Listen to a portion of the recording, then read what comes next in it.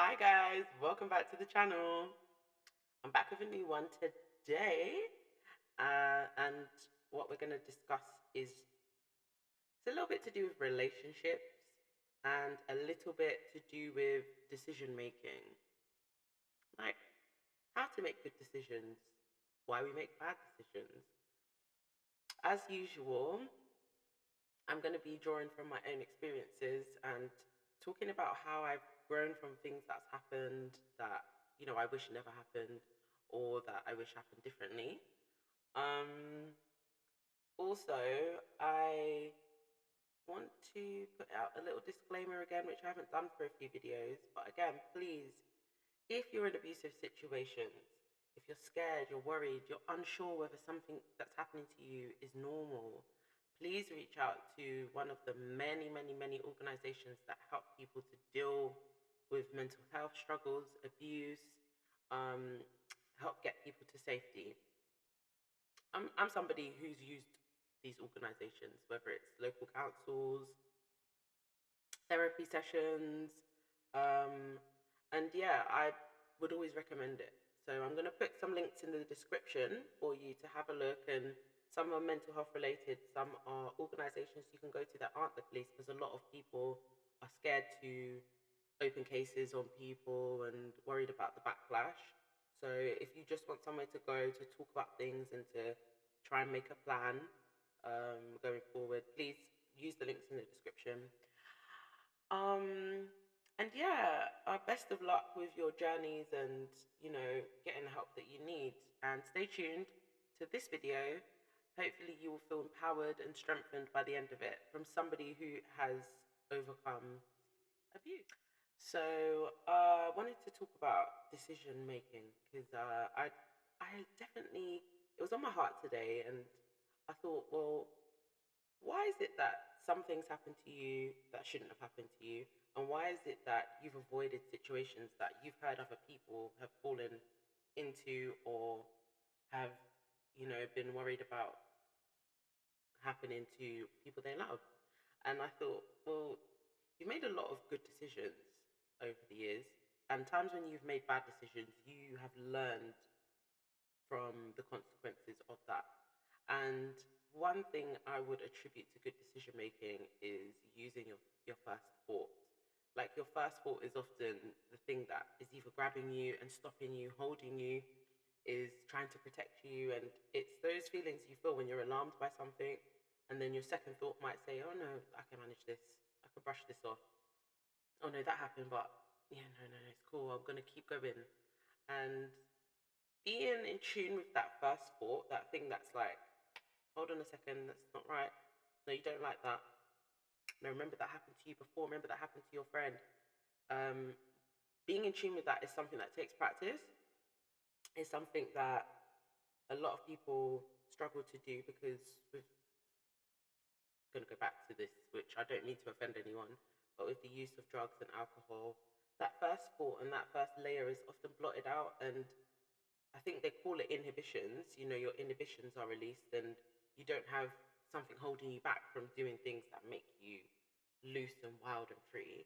Well, taking it back to being sober and being in your sober thoughts and your sober mind, that first thought is the thing, is your instinct that protects you.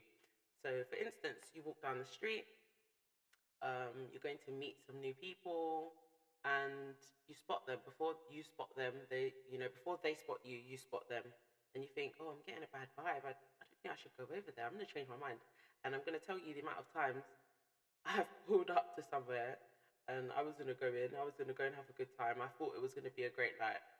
And something stopped me in my tracks. And I learned to follow that voice because when I didn't follow that voice and bad things happened and kicked myself, the amount of times you kick yourself and you say, I knew something bad was going to happen. I had a feeling. I know you all know what I'm talking about. The times I started to actually say to myself, look, that that thought is right. Follow it. And I started to turn around and take myself home. Started to say to people, actually, you know what? I know I've agreed to come out, but I'm not going to come out. Or I started to agree with people. Yeah, I'm coming out, but I didn't turn up because you know what? My mind told me something wasn't right. It wasn't for me. So that I attribute to decision making and just building on those skills, following your instinct, and obviously pushing your safety and protection to the forefront of your mind. And when you're young, particularly, and you want to be wild and you don't have as many responsibilities, you tend to do more things that are a bit risky, a bit dangerous.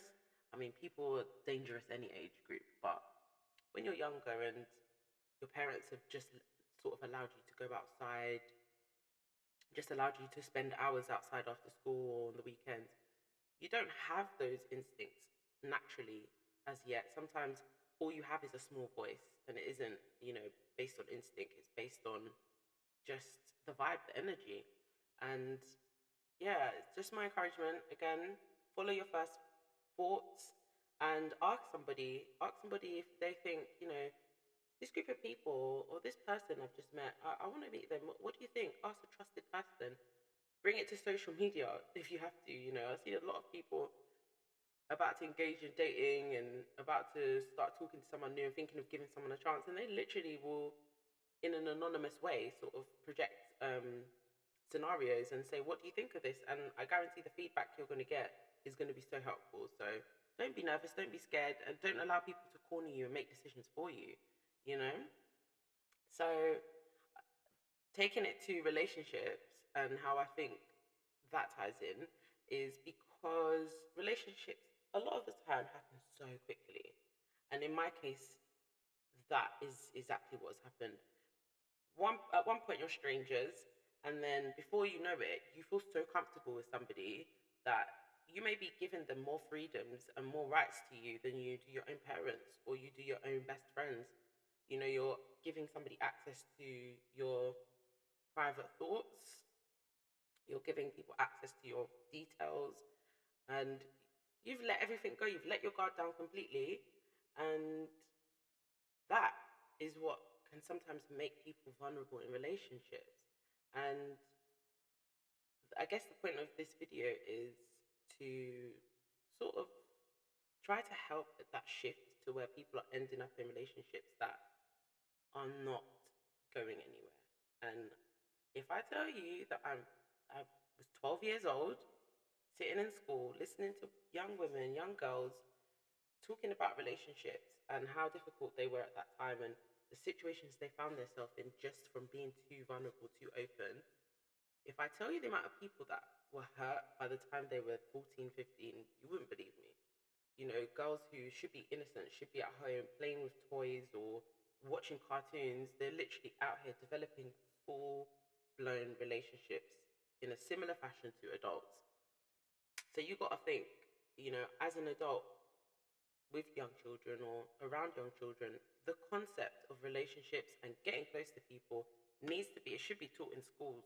Relationship counseling skills and therapy skills should be taught in a massive forum because this is something that affects people on a daily basis. And yeah, I'm not gonna sit here and tell anybody's story, that's for them to do, but young women that were being taken advantage of by much, much older men, and they felt they were doing it willingly. And as somebody who had been in abusive situations, I could see you were definitely being exploited, you were definitely being used. You don't want this, you just think you do. And sometimes the influence, again, of drugs and alcohol on young people is way worse than it is on adults. So they lose the instincts and the ability to make healthy decisions. So this video is not just for any particular age group per se, it's for everybody who's interacting with people in relationships. At the end of the day, we all need to be aware of ourselves and aware of what we're getting ourselves into. So yeah, I mean, I think that is the most alarming thing for me. Young girls, it's an immediate thing. You need to be grabbing these girls off the streets and talking to them honestly about what they're entering into and how to think safely. So it's things like, I have rules. If I meet you and we start talking on the phone, I'm not meeting up with you in person. What's wrong with me and you talking on the phone for 2 years? No, no, no, no. Excuse me, extreme. as it sounds, why can't we be friends for years? And why can't I know exactly who you are before I even bother to come and get dressed up and get out of my house and come and talk to you? Why are we so excited by the fact of meeting up with strangers? What has most of that amounted to? And let me tell you, I have witnessed relationships and dating scenarios that have wound up in marriage, ones that have ended really badly, ones that have ended in violence, abuse, the police being called. And one of the factors that I think contribute to that is the rushing situation, like rushing to go and meet someone, rushing to think you know somebody, rushing to feel like comfortable around somebody that you absolutely shouldn't. You don't even know their parents. In some cases, you don't even know their surnames. You don't know where they live. A lot of people are out here meeting up with people that they have no clue where to find them the next day if something should go wrong. And that that's being projected onto our young people, not just girls but boys as well, who, quite frankly, the conversation about the conduct of young males and males is definitely not being had in a proper way. I don't think a lot of women are very sure of how young males are conducting themselves and how they're entering into relationships and how vulnerable they are at a young age. And again, with a lot of dads and stuff not being in the picture, it's up to the people in their lives, not just women. Maybe brothers, sisters, uncles. It's up to us to be teaching our young people. When you're meeting girls or boys, in this case, when boys are meeting other people, you know, how are you projecting yourself? How are you protecting yourself? How are you mentally protecting yourself? Because a lot of emotional damage within the male culture is not being discussed. A lot of men are acting out in their 20s and their late teens and in their 30s, and they've got a lot of emotions and a lot of things going on about their perceptions of their partners and ex-partners. And we don't exactly know where it stems from. We don't exactly know who they've been interacting with from the age of 10, 11, 12, 13, 14 privately. We don't know what's been said to them. We don't know what mind frame that they develop in order to be so, like some of these podcasts and things that, like, these men have really unhealthy attitudes towards women, and quite frankly a lot of us do not know what they are consuming, whether it's online, whether it's in person, to be getting like this. It doesn't make sense. And for me it's hard because I don't have a young man in my house. I have a daughter, so I can only talk to her about things that concern women protecting themselves. But in as far as interacting daily with a young man, it's difficult for me to grasp. And the young men I do come across, by the time they're 15 or 16, I'm so confused. I'm like, you have been, had so many experiences, um, that I can't quite tell what sort of psychological damage you've been through, and what's been said to you. It's difficult to reach out and to help them. And one really dangerous thing, and you women, this is for you. You guys know who you are. I have met 15 and 16-year-olds, a lot of 15 and 16-year-olds, either when I was very young or as I've been growing up, who have said and spoken about the relationships they've had with older women. If I tell you, for every 10 males that I have had a conversation with about their teen life, either as teens or as adult males, 8 out of 10 of them have had an abusive situation with an older woman in a relationship setting. Um, and I'm not talking about mothers and aunties. I'm talking about women who are their mother's friends or their sister's friends.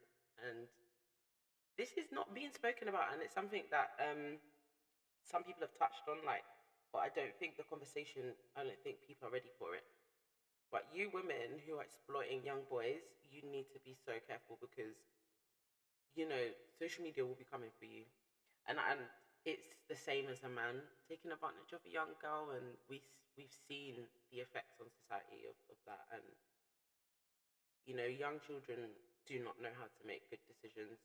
They don't, period. Your parents are still 70, 80, 90, 100% responsible for your decision making. So the fact that they're having private relationships with adults and being used and abused is so scary. It's so alarming.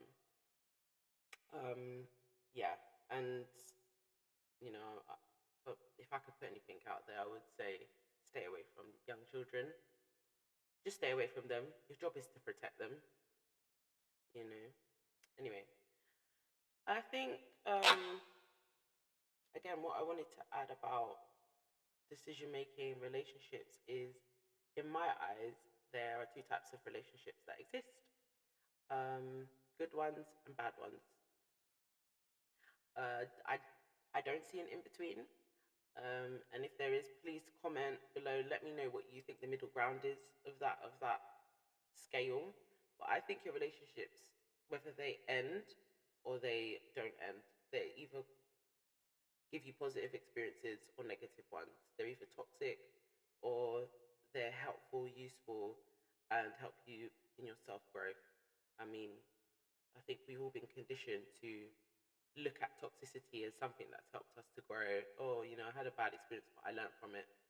But a lot of us don't deserve that. We deserve to learn from positive, healthy experiences. So I don't accept that notion. Um, and yeah, I think going forward, I would just love to encourage people to want to make better decisions in their relationship. Protect yourself from the outset, and realize when something is good for you and when it's not good for you, and that will help to form the basis of your decision making going forward. Obviously, each individual will have something that stems off from that. So your idea of toxicity might be slightly different from someone else's. Your idea of what's positive might be different from someone else's. But at the end of the day, at the root of it will be it either is or it isn't. And I do quickly want to bring my faith into it. We've got a lot of, where I'm from, in London, we've got a lot of Christian people, a lot of Muslim people. And as we know, both faiths are very close together. There's a lot of similar beliefs and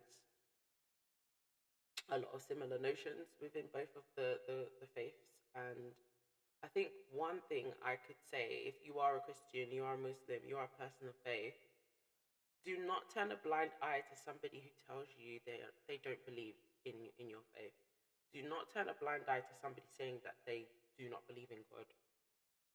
Again, I've mentioned before, I don't want to tell people what they're supposed to be believing and what they're supposed to be doing, but if you are a Christian and you grew up as a Christian and maybe you've lost your faith, maybe your parents used to teach you about it and then they got too busy to help you to grow in your faith.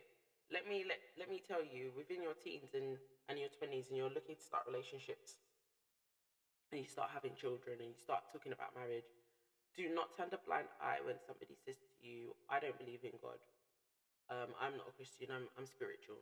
And a lot of people develop that notion, during their late teens and their early 20s. They start saying, I don't really have a faith because I've been let down by my faith. I have many reasons to not particularly call myself a Christian. And then you start to discuss with them what their idea of spirituality is. They don't believe in prayer. You've never seen them pray. They don't believe in scripture. You cannot tell me, even as a spiritual person, that you open a holy book and you cannot identify with anything in there. And if you don't, then I'm not saying you're a bad person. I'm saying you are not a spiritual person. You are not a person of faith. You have an atheist-based. No, I think that's too strong. I think you have more of an agnostic, let's say, faith-based spirituality. And if you are trying to grow as a person who's been baptized or who believes in Jesus Christ on a day like this, it's Good Friday, if you are a person who's a Muslim and you've grown in your faith, be so careful when somebody in their family do not want to pray with you. They don't want to talk about the future in the sense of what God has planned for them. And that's a place I went wrong, and I will put that out there. Like, C and his family, the person I had a baby with, although I expressed to him about, my beliefs about marriage and how that ties into relationships and what my expectations were, when he expressed to me that he didn't have faith, although I prayed with him and I ended up managing to get him to come to church with me, his overriding atheist belief ended up taking over and ended up tainting my beliefs and his. There was no chance at that point. It didn't matter whether I took him to church, whether he got baptized. The fact that in the back of his mind, he was only testing out faith because somebody else was almost threatening him, like, I'm not going to want to be with you if you don't. It wasn't good enough. If somebody has not developed their faith and you need a person of faith in your life, that's your intention, that's your wish, step back from them. Do not engage. Do not give them chances to allow Satan into your belief system, because you are inviting, you are in some ways giving that energy the right to enter into your life, and you will see the difference. And when you look back, you will think, you know what, that is exactly why I ended up in certain situations. And you can't blame people who walk away from you after doing damage and say to them, why did you do this to me? Well, let's have a good look. I never promised to be a faithful, God-fearing person to you. I never promised you any of those things, because those are not my belief system. And you've got to be so, so careful what you're inviting in. And I only say that because a lot of people I speak to are Christian-based faith, or Muslim, and a lot of them meet people that they just absolutely love, they adore, and they want to change them, or they want to befriend them, and they think it's safe. They feel comfortable in the beginning. And when bad things do happen, you have to sort of wonder, like, did you pray about it? Did you receive any messages to tell you that this was not the right situation to be in? So I can have a general conversation with people about relationships, but as a person who classifies herself as a Christian, um, I have to bring that in, because if you want to get married in a church and you want to say your vows in a Christian manner, then these things have to matter. Um, and yeah, I think moving on from that, I want to talk more about relationships on my channel. But the two relationships I had, I invited people into my life who didn't pray with me. And when I was talking about my beliefs, it was probably going through one ear and not the other, because they were not of my mindset and of my mentality. So whether you are religious, just check when you're making your decisions that the person's belief systems align with yours, because otherwise, don't be surprised when they mistreat you. Don't be surprised when they do things that you don't understand. And yeah, just tell me more in the comments about how you make your decisions with relationships, what you think good decisions are in relationships and what bad decisions are. And we will hopefully speak about this in another video. But this was a short one today. I hope you've enjoyed it, and do take the time out to talk to somebody you know who struggles to set themselves on the right path about making good and bad decisions. It's as simple as that. And like, comment, share, turn on your notifications, and see you in the next one.